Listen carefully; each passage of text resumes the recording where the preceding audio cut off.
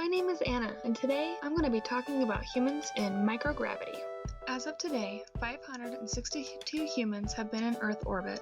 Of all the missions, only 8 have been longer than 300 consecutive days. Because of this, there is very little known about the possible risks associated with being in space for a consecutive year. This is a problem since the trip to Mars is currently estimated to take anywhere between 5 and 7 months, depending on where Earth and Mars are in their orbits, and that's just to get there. Before we look at what happens to your body in microgravity, however, let's first answer one very important question.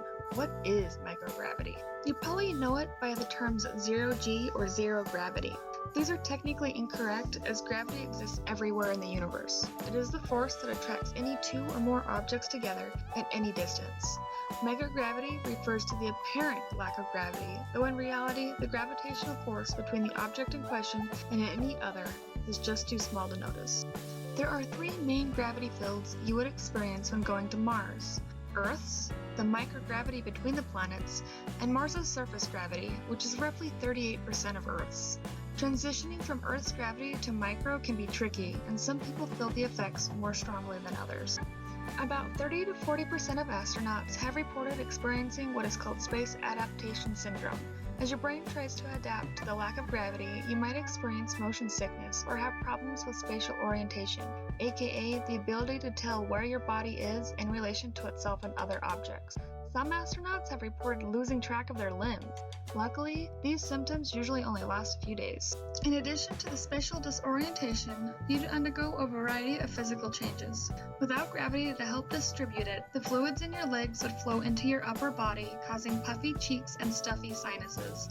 It is also thought that increase in fluid pressure on the optic nerve causes vision changes, but not every astronaut has experienced this.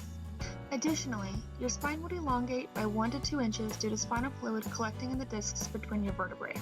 There are potentially more serious and long-term effects too. First, your heart doesn't have to work against gravity in space and therefore doesn't have to pump as hard to distribute blood. This causes the blood volume to increase in your upper body and a possible stiffening of your carotid artery, which could lead to future heart diseases. Second, you could lose as much as 1 to 2% of your bone density over the course of 1 month in space.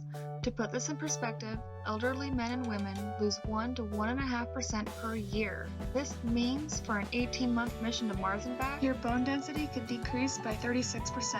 We don't fully understand the causes of most of the changes an astronaut undergoes in space, but efforts are being made to learn more through research and to find ways to prevent those changes. This research is critical if we truly want to have a long-term presence on the Moon and eventually Mars.